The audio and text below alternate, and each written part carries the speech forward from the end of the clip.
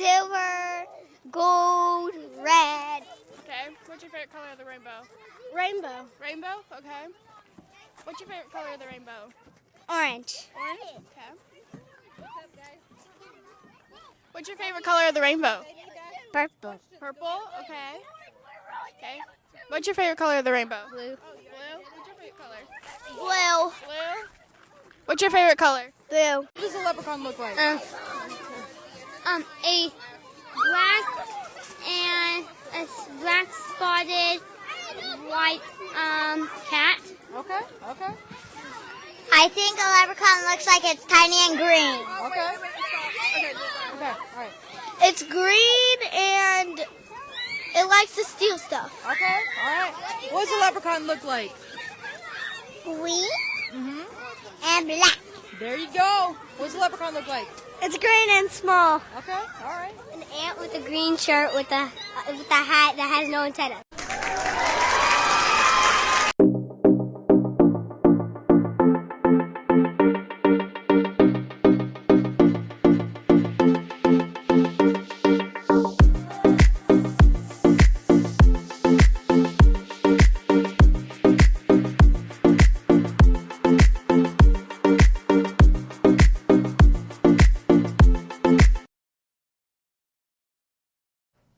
Hi, I'm Paige Hess, and who am I here with today? Hi, I'm Mark Hilsman, and I'm one of the Salina City School Board members. All right. Well, we've got some questions for you today, so I hope you're ready. We'll see. So you had a visit at this school all day today. Yes. What did you find was one of the neatest things about it? I think the teachers and the students and how they interact was very interesting to me. I've spent some time, we were talking about different students and where they're at in their education and the challenges they have in life. And I found that the teachers here truly care about the kids and what they're doing and how their lives are going. Not only what's going on at school, but what's going on in their life in general. So that was very encouraging to me. So what are you excited to see in this school's future? I guess I participate in a lot of things. I guess the thing that's real obvious is the new buildings. I'm very excited about those and getting that going. We're under budget and ahead of schedule on the elementary school, so that's good. We just recently started the design process for the new high school, and I think there's a lot of great opportunities there. The other thing that I think is very encouraging to me is things like the literacy program that's K through 6 or K through 8. I think that that's going to build a very good foundation for our students as we go forward. We're implementing a new math program this year, which is very encouraging to me. I believe that there's a lot of good energies going towards making sure that the kids have a good foundation as they go forward. So those two things I think are very, very critical for our schools. What made you want to be a school board member? You know, that's probably the question I've been asked more often than I ever thought it would be. I retired a few years ago, and I thought that this was a way for me to get back. I was born and raised in Salina. My grandchildren don't live here. My children don't live here. They all live elsewhere. But I think that the school system is important, that our community has a good, solid school system. And so I just wanted to participate and help with the building project and maybe add a little bit of a business perspective to a school board. Do you have any advice for current high school students? I guess what I would say is you're at a very beginning of your life. Don't let anybody put boundaries on you. I don't care if you have a hard home life or if you've got a great home life, but your future is up to you. And my grandfather told me years ago, he said, life's like a wall. Some people get a short one, some people get a tall one. It doesn't really matter, it's your wall, it's your life, so get over it. So rise up to the challenge, never give up, and make the best of it. All right. Thank you so much for your time today. It was a pleasure to meet you. Well, I appreciate your time and this opportunity to talk with you. All right. Hi Liz, so do you care to introduce yourself to everyone today? Sure.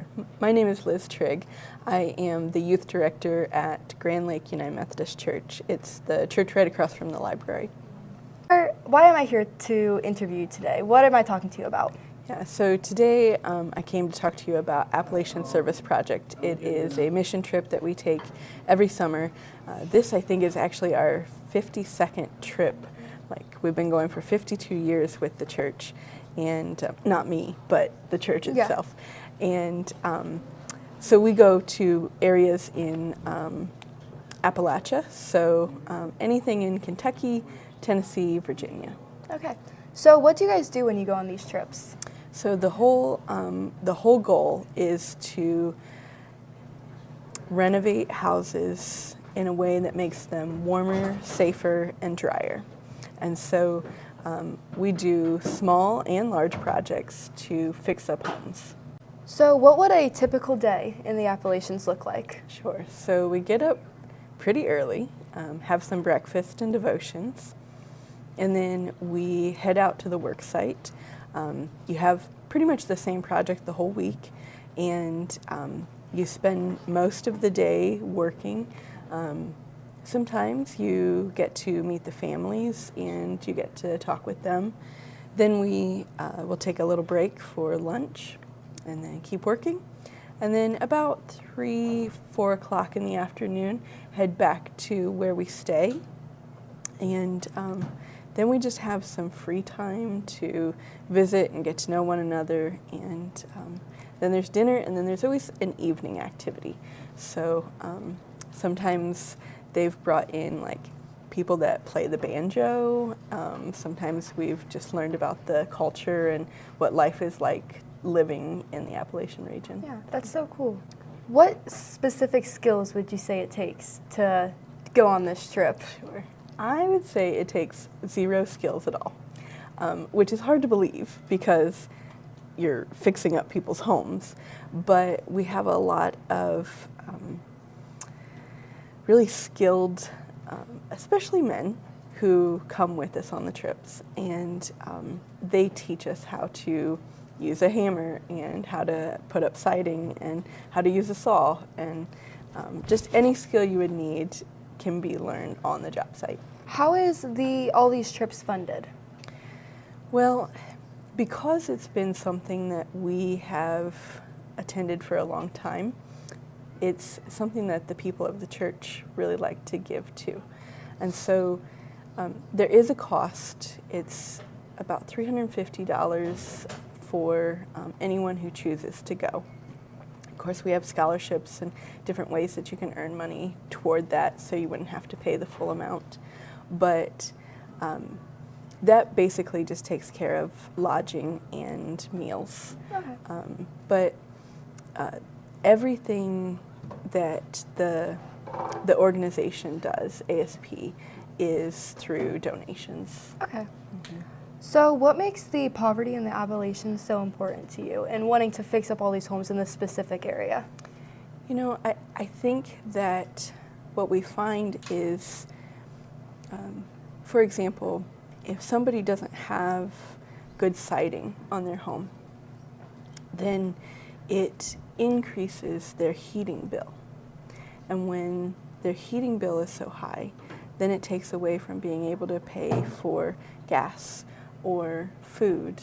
And so if it's something small that we can do to make it more manageable, that they can have the money to have the basic necessities that they need, it's worth our time. That's awesome. So what age groups can go on this trip? So you have to be a 6th grader or older.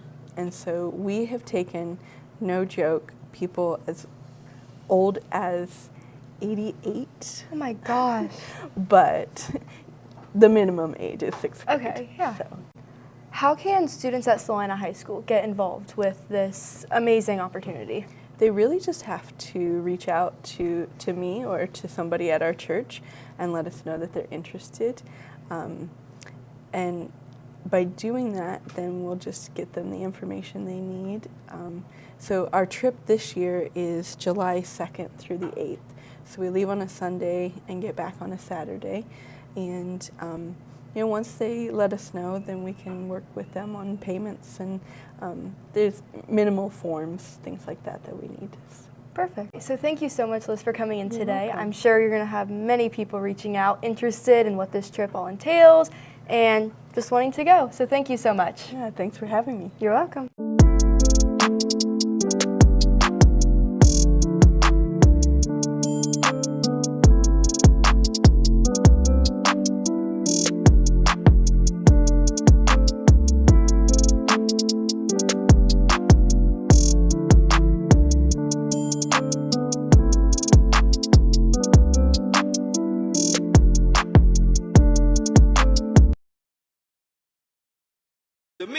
a leprechaun to me. All I gotta do is look up in the tree. Who else seen the leprechaun? Say yeah!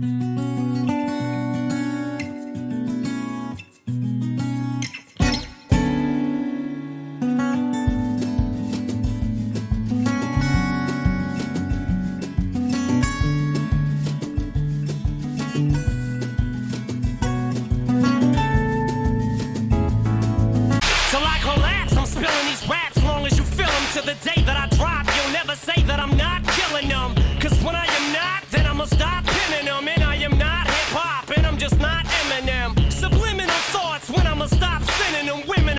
Hello and welcome to a moment of nature. I'll be honest, I did not find much out in nature.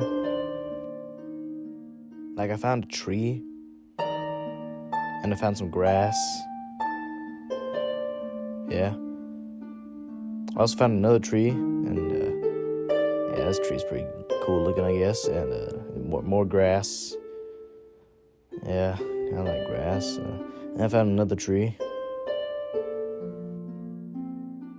It was also snowing beforehand, so you get to see this clip up ahead.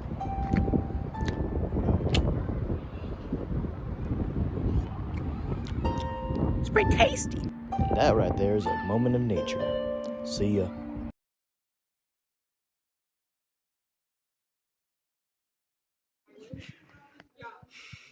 Stop. And go.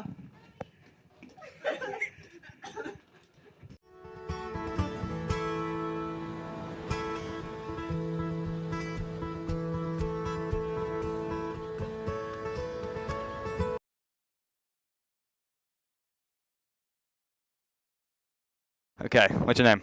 Isaiah Sutton. Okay, if you could have one thing forever, what would it be? Probably like an infinite bottle of water.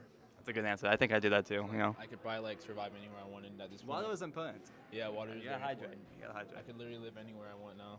Facts. Okay. Okay, what's your names? I'm Joey. I'm Camden. If you could have one thing for an infinite amount forever, what would it be? Pennies, just to inconvenience people. I love that. Beef jerky, just because I don't want to go to the store anymore. Pennies and beef jerky. What a selection. Thank you guys. Thank you. Who am I here with? Andrea Trimble. If you could have one thing and an infinite amount of it, what would it be? Money. That's a good answer. What about you? I would say French fries. Money and French fries. Thank you guys. Name? Hat man. I forgot. Bathroom mat. Okay, sounds. Love it. If you could have one thing and an infinite amount of it, what would it be? Joe Biden. Food. Gunpowder.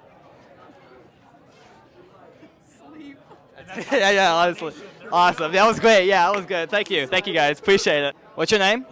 Callie Colson. Taryn Wilrath. Caden Steed. If you could have one thing and an infinite amount of it forever, what would it be? Happiness. McDonald's Sprite. Money. Yeah, we've got a lot of money. Happiness, that's the first I've heard that, though, and McDonald's fight, yeah. Who am I here with? Officer Miller. Who would have guessed? If you could have one thing, an infinite amount of it forever, what would it be? Time. Time. Ooh, that's a good answer. I like that That's answer. deep, That's my right? favorite one. It is. Yeah. Yeah, I like that. Keep That's that my one. favorite Put one. it I in will. your I won't write. That's my senior quote right there. There you go.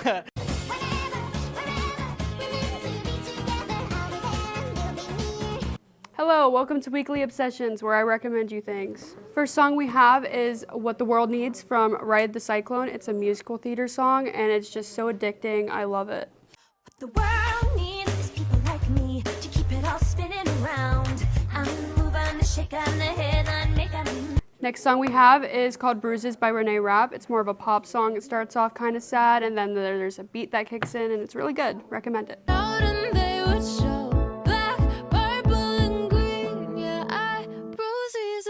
I've spent 365 days and 52 weeks in my brain. This next song is called Spillways by Ghost. It's more metal or rock. I do plan on going to a Ghost concert in August, so I'm stoked, but 9 times out of 10 I'm listening to this on my headphones.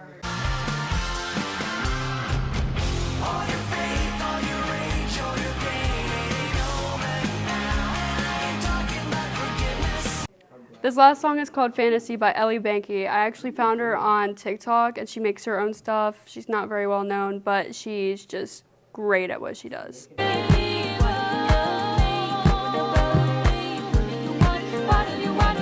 Why don't you want me the way I don't want you?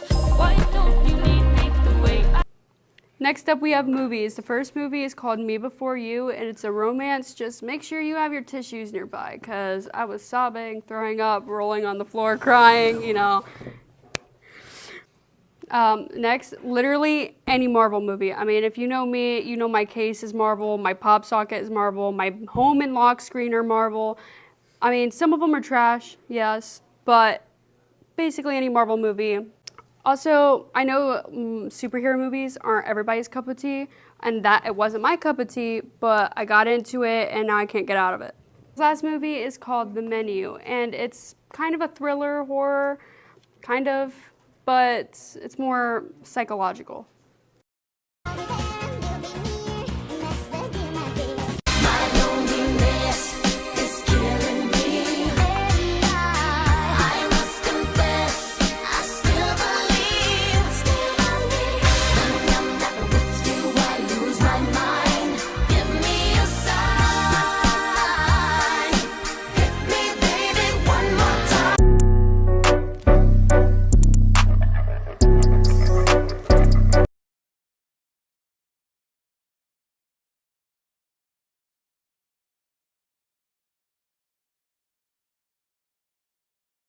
So high where I need to come down to oxygen. Cause once we started, baby, ain't no stopping in.